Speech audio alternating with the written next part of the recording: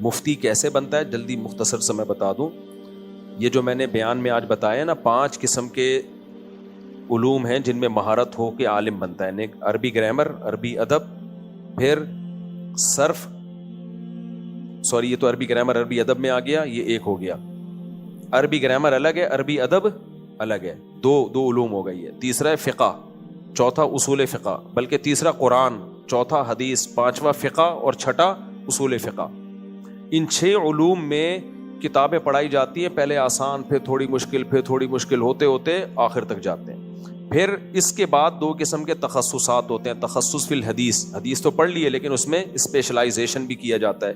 پھر تخصص فی الفقہ، فقہ میں اسپیشلائزیشن. اس میں کیا ہوتا ہے؟ اس میں یہ ایسے جیسے ڈاکٹر ہاؤس جاب کرتا ہے. میڈیکل سائنس آپ نے پڑھ لی تو اس کے بعد ماہر ڈاکٹروں کی نگرانی میں پریکٹیکلی مریضوں کو دیکھا جاتا ہے. کتابوں کی دنیا اور ہوتی ہے، پریکٹیکلی عملی دنیا اور ہوتی ہے. جب بھی کوئی عالم بنتا ہے نا تو کتنے مسائل پڑے ہوں، پبلک جب آ کے پوچھتی ہے تو اس کو جب اس کی ٹانگیں کانپنے لگتی ہیں، اس کو نہیں آ رہے ہوتے جواب. تو پبلک جب آ کے، میں اپنا اکثر ایک واقعہ بتاتا ہوں نا، میں نے وراثت پڑھی بھی ہے، پڑھائی بھی ہے وراثت کی کتابیں. لیکن کیا ہوا، جب ہم مفتی بننے کے لیے تخصص فی الافتاء میں داخلہ لیا، حضرت مفتی ابو لبابہ صاحب ہمارے استاد سے جو میرے پاس سوال آیا، وہ سوال آ کے میرے تو ہوش ہی اڑ گئے. وہ آدمی کہتا ہے اس کا کیا جواب دوں بھائی. وہ سوال یہ آیا، ہم نے 1975 میں ابا کا انتقال ہوا تھا، تو یہ گھر تھا. پھر اس کے اوپر بڑے بھائی نے ایک کمرہ بنایا، اس نے دوسرے بھائی نے واش روم بنایا، تیسرے نے اس کے اوپر ایک اسٹوری بنائی، چوتھے نے نلکے لگا دیے، پانچویں نے ٹائلیں لگا دی. پھر یہ کیا، پھر وہ گھر ہم نے بیچ دیا، پھر دوسرا گھر لیا. پھر اب فلانے کی ڈیتھ ہو گئی، اس دوران فلانے کی ہو گئی، اس کے بچے ہو گئے، اس کے وہ بیوہ ہو گئی، فلانا ہو گیا. اب کمبختو تم 2000 میں جا کے پوچھ رہے ہیں اس کی وراثت کیسے تقسیم ہوگی. کر لو حل، جہلم بھجوا دیں یہ مسئلہ آپ. تو کتابوں کی دنیا اور ہوتی ہے جب آدمی پریکٹیکلی اترتا ہے. جیسے ہی میڈیکل سائنس کی کتابیں ڈاکٹر پڑھ لیتے ہیں، پاس بھی ہو جاتے ہیں، لیکن جب کوئی پیشنٹ آئے گا نا اس کی ٹانگیں کانپنے لگتی ہے، اب اس کو کروں کیا میں. تو وہ بڑے ماہر ڈاکٹر کی نگرانی میں علاج کرتا ہے. پھر اس کو پتا ہوتا ہے پیراڈول کب دینی ہے، ٹیکا کب لگانا ہے، کہاں لگانا ہے، کون سے والے کولے پہ لگانا ہے، سمجھ رہے ہیں، اور کس جگہ پہ لگانا ہے. تو کولے پہ لگانا بھی ہے، بلا وجہ کولے دیکھ رہا کیوں ہے لوگوں کے، جب یہاں لگ سکتا ہے. کیا خیال ہے، جب ادھر لگ سکتا ہے تو کولے پہ کیوں لگا رہا ہے. پیشنٹ کو بعد میں پتا چل جائے، وہ چماٹ مارے گا نا ڈاکٹر کو آ کے. اب وہ ڈاکٹر اناڑی پن میں کہہ رہا ہے یار احتیاط اسی میں کولے پہ ٹھوک دو، تو بعد میں اس کو پتا چلے گا، وہ تو مارے گا، وہ 2 ٹیکے اس کے لگائے گا آ کے. تو اس لیے دنیا میں ہاؤس جاب ہے 2 سال کم از کم، یہ 1 سال کم از کم ہوتی ہے بھائی. اس کے بعد جا کے آپ کو کلینک کھولنے کی اجازت ہوتی ہے. تو ایسے ہی وہ اتنا پیچیدہ مسئلہ تھا، میں سر پکڑ کے بیٹھ گیا. میں نے کہا پھر بہرحال کتابیں دیکھی، پھر استاذوں نے گائیڈ کیا، اس میں ایسے ہے، یہ شرکت کا مسئلہ ہے، یہ ہبہ تبرع کیا ہے اس میں، بہت.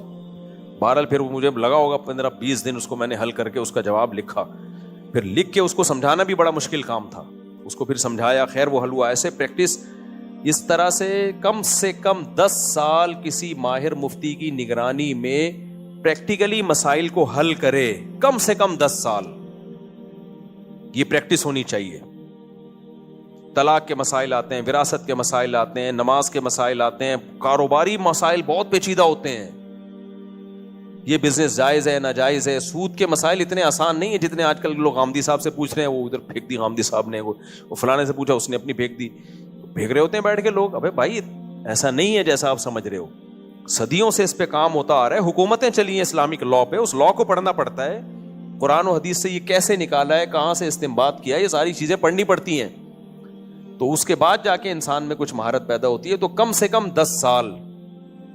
تو مجھے جو فتویٰ دینے کی اجازت ملی ہے 13 سال پریکٹس کرنے کے بعد مجھے اجازت ملی ہے کہ اب آپ اپنی اسٹیمپ کے ساتھ فتویٰ اور اپنے دستخط کے ساتھ فتویٰ دے سکتے ہو، جو بڑوں نے اجازت دی. پھر بھی میں نے یہ کام نہیں کیا. مجھے 2012 میں اجازت ملی تھی، جو ہمارے استاذ ہیں مفتی محمد صاحب، ان کی طرف سے کہ آپ جہاں ہو وہاں آپ دارالافتاء کھول سکتے ہو، یعنی لوگوں کو ڈائریکٹ آپ تحریری فتویٰ اپنی اسٹیمپ کے ساتھ دے سکتے ہو. میں نے اسٹیمپ بنوا لی، اس کے بعد بھی نہیں دیا. وجہ کیا تھی کہ یار میں کیوں یہ ذمہ داری پالوں، میرے فتوے پہ کسی نے کوئی غلطی خدا نخواستہ ہو گئی تو میرا تو بیڑا غرق ہو جائے گا. تو میں پھر جامعۃ الرشید بھیج دیتا ہوں، دارالعلوم کرنگی، بنوری ٹاؤن، یہاں بھیج دیتا تھا.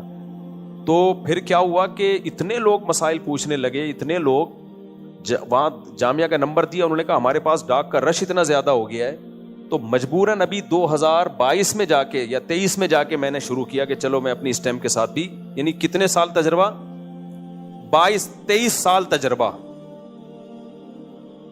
1 سال تو کورس کیا ہے, اس کے بعد 23 سال تجربے کے بعد جا کے پھر میں نے یہ کام شروع کیا کہ چلو میں اپنی اسٹیم کے ساتھ, وہ بھی حتی الامکان کوشش ہوتی ہے انہی کو پہنا دو یار, صحیح ہے نا, جامعہ رشید بھیج دو یا دارالعلوم بھیج دو, بہت ہی کوئی ہو مشکل تو چلو یار پھر فتویٰ لکھو, لیکن آج آپ پتھر اٹھاؤ کیا نکل رہا ہے, مفتی, اور فخر بھی ہے, میری رائے ہے یہ, میری رائے ہے یہ. تو یہ جو ہر وقت ہر مسئلہ بیان کر رہا ہے نا, اس کا مطلب بھائی یہ نہیں ہو سکتا صحیح. اتنی نالج کس کے پاس, آپ نے کہا ساری زندگی آپ نے کیا ہے,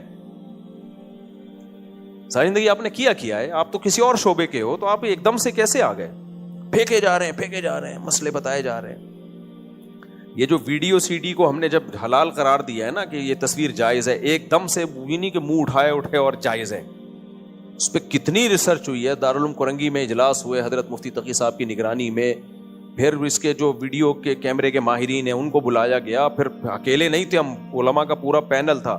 اچھا جو جدید مسئلہ آتا ہے اس میں تو انڈیویجولی رائے دینے کی اجازت ہی نہیں ہے, یہ تو ان مسائل کی بات کر رہا ہوں جو صدیوں سے چلے آ رہے ہیں, اس میں فتویٰ دے دیتا ہوں میں. جدید مسائل جو آتے ہیں اس میں تو بھائی ایک دم سے نہیں, اس میں مشورہ ہوتا ہے, پورا پینل علماء کا بیٹھتا ہے, اس میں جامعہ رشید آؤ کبھی خوشبو لگا کے, یا دارالعلوم کرنگی جاؤ, تمہیں پتہ چلے گا کیسا کتابوں کی بھرمار ہے, اور کتنے بڑے بڑے علامے بیٹھے ہوتے ہیں, کتنی ڈیبیٹ ہوتی ہے, مجلس ہوتی ہے, اس کے بعد جا کے رائے دی جاتی ہے. یہاں کیا ہے, اٹھے اور میری رائے ہے یہ, اور ایکچولی کر کے پبلک بیوقوف بن رہی ہوتی ہے, کیونکہ پبلک کے پاس اتنا بھی علم نہیں ہوتا, تو ہر چیز کے اہل ہوتے ہیں. ہاں انہی مفتیوں میں پھر 2 نمبر بھی ہوتے ہیں, لیکن مفتی تو ہونا, صحیح ہے نا, پھر اس میں آدمی فیصلہ کرے 1 نمبر ہے کہ 2 نمبر. جیسے علاج کے لیے ڈاکٹر تو ہو, پھر ہم دیکھیں گے یار 2 نمبر ہے یا 1 نمبر ہے. ڈاکٹر ہی نہیں ہے تو اس کا 2 نمبر 1 نمبر کا کرنا کیا ہے آپ نے.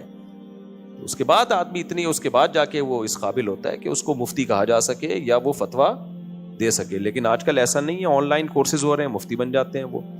آن لائن کیسے بن گیا مفتی, ہے تو پوری ایک نگرانی کرنی پڑتی ہے, اس کی ورڈنگ بھی صحیح کرنی پڑتی ہے, عبارت. تو بیڑا غرق ہو رہا ہے بس, اور کچھ بھی نہیں ہے. اللہ اسلام کی حفاظت کرے. ہم پہ تو پابندی تھی کہ 1 سال جو تخصص فی الفقہ, اسپیشلائزیشن 1 سال جو ہوتی ہے نا, اس کے بعد کسی کو مفتی نام کے ساتھ لگانے کی اجازت نہیں ہے. انہوں نے کہا ایسا نہ ہو کہ ابھی یہاں سے تخصص کیا اور مفتی فلاں, قطعاً نہیں, جب تک بڑے اجازت نہ دیں آپ کو. لیکن سب لگا رہے ہوتے ہیں. اور کورسز بھی کہاں, کوئی ادھر ایک چھوٹا سا کھول کے بیٹھا ہوا ہے دارالفتہ, چل بھائی یہ بھی مفتی ہے, ادھر بھی مفتی ہے, سبھی مفتی ہیں. عامل بھی مفتی ہیں, مفتی صاحب ہیں, کیا کام ہے, جن بھگاتے ہیں. جن بھگانے والا تو مفتی ہو ہی نہیں. مفتی کے لیے تو اچھا, پھر یہ 10 سال کے بعد بھی, جو 10 سال کی پریکٹس ہو, تو اس کے بعد بھی مفتی رشید احمد صاحب رحمہ اللہ, جو بہت بڑے مفتی تھے پاکستان میں نا, حضرت مفتی شفیع صاحب کے ساتھ رہے, حضرت مفتی تقی عثمانی صاحب ان کے شاگردوں میں ہیں, تو وہ کہتے تھے پھر بھی مفتی اس کو ڈگری دی جائے گی جس میں دماغ بھی ہو جس کا, کیونکہ ہر ایک کا الگ ذوق ہوتا ہے, الگ ذوق ہوتا ہے. فرمایا بعض لوگوں 20 سال بھی وہ کورس کریں اور پریکٹس کرتے رہے, وہ پھر بھی مفتی نہیں بنتے, کیونکہ کھوپڑی نہیں ہے ان کے پاس ایسی. کیونکہ یہ کچھ خداداد صلاحیتیں بھی ہوتی ہیں چیز کو سمجھنے کے لیے نا, اینالائز کرنا آتا ہو, تجزیہ کرنا آتا ہو چیزوں کو, تو وہ بعض لوگوں کے پاس وہ بھس بھرا ہوا ہوتا ہے ان کے دماغ میں. وہ 100 سال بھی آپ ان کو سکھاتے رہو گے, وہ بھس کا بھس ہی رہے گا ان کے دماغ میں. اس کے لیے کھوپڑی کا ہونا بھی ضروری. اور یہ حدیث سے ثابت ہے, نبی صلی اللہ علیہ وسلم کی صحیح حدیث ہے, فرمایا رب حامل فقہ غیر فقیہ, بہت سے لوگ علم جانتے ہیں سمجھتے نہیں ہیں. یہ اللہ کی دین ہے, کچھ کے پاس نالج بہت ہوتی ہے, کھوپڑی نہیں ہوتی, لہذا وہ اس نالج کو کون سی جگہ کہاں لگانی ہے ان کو پتہ ہی نہیں ہوتا. آج یوٹیوب پہ ایسے بہت سارے مفتی آ رہے ہیں, اصول فقہ سے استدلال کر رہے ہوتے ہیں, یہ اصول ہے, حالانکہ وہ اصول وہاں فٹ بیٹھ ہی نہیں رہا ہوتا, تو لوگوں کو گمراہ کر رہے ہوتے ہیں, پھر وہ تو پتہ ہی نہیں ہوتا. تو اس کے لیے دماغ بھی ہونا چاہیے. جیسے وکیل ہوتے ہیں نا ہوشیار قسم کے, کیسے اینالائز کرتے ہیں چیزوں کو, وکیل اور مفتی کا کھوپڑا ایک جیسا ہی ہوتا ہے. کھوپڑی کہنا چاہیے, غلطی سے کھوپڑا کہہ دیا. دونوں کی جو ماہر وکیل ہو یا ماہر جج ہو اور مفتی ہو, ان تینوں کے لیے ایک جیسا دماغ ہونا چاہیے, کہ وہ پکڑ سکتے ہوں کہ کہاں گڑبڑ کہاں ہو رہی ہے. لیکن آج کل ان تمام چیزوں پہ کوئی وہ نہیں ہے, کوئی گورنمنٹ کا تو کوئی سیٹ اپ ہی نہیں ہے, تو کوئی سعودی عرب میں نہیں بننے دیتے کسی کو مفتی بھائی, دبئی میں بھی نہیں ہے, جو منہ اٹھائے کو مفتی ہو گیا تو وہ ہوگا اپنے گھر میں ہوگا, نکل یہاں سے, ٹھیک ہے. صرف پھدو کھاتا کہاں کھلا ہوا ہے یہ پاکستان میں, پتھر اٹھاؤ مفتی, حضرت مفتی فلاں صاحب, بعض تو شکل سے ہی لگ رہا ہوتا ہے یہ مفتی ہی تو ہو ہی نہیں سکتا, جوکر لگ رہے ہوتے ہیں وہ شکل و صورت سے ہی. اچھا بھائی, اچھا میں نے بڑے بڑے مفتیان کرام کو دیکھا ہے, جب ان سے مسئلہ پوچھو بہت سے مسائل کے بارے میں کہتے ہیں یار ابھی ہمیں معلوم نہیں ہے, تحقیق کرنی پڑے گی.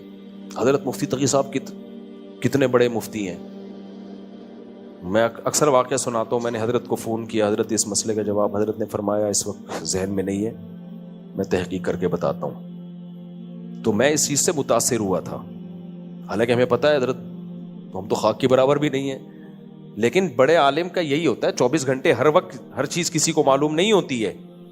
لیکن کسی چھتنگڑے کو فون کرو نا آپ, ٹچے کو, ٹھک جواب حاضر, ٹھک کر کے کیا ہے جواب حاضر, کبھی نہ نکلے گا ہی نہیں منہ سے, پھوٹے منہ. جس کو سب پتا ہے اس کا مطلب اس کو کچھ بھی پتا نہیں ہے. میں خود بعض دفعہ مسائل کا جواب دے رہتا ہوں ٹھکا ٹھک, کیونکہ اب تو اتنا ہو گیا ہے نا مسائل کا جواب دے دے کے. اب تو ایک صاحب مولانا صاحب کہنے لگے یار آپ 40 منٹ کا وہ مسائل جواب ریکارڈ ٹھک ٹھک ٹھک کیسے جواب دے رہے ہوتے. ہم نے کہا بھائی 24 سال سے کام ہی یہی کیا ہے, ابھی بھی ایکسپرٹ, پھر بھی پھنس جاتا ہوں میں, جواب دیتے دیتے مجھے نہیں آ رہا ہوتا تو میں کنفیوز ہوتا ہوں, تو میں اسکرین شاٹ لے لیتا ہوں کہ یار یہ میں تحقیق کروں گا, پھر اسکرین شاٹ لے کے اس کا سیو کر لیتا ہوں. بعض اب اپنے شاگردوں کے ذمہ لگاتا ہوں اس کی تحقیق کرو بھائی, اگر میرے پاس ٹائم نہیں ہوتا تو پھر یہ نہیں کرتا کہ بس پھینک دو جا کے, پھر بھی بعض دفعہ غلطی ہو جاتی ہے, پھر رجوع کا اعلان کرنا پڑتا ہے. ان سے کم بختوں سے کبھی غلطی بھی نہیں ہوتی, جواب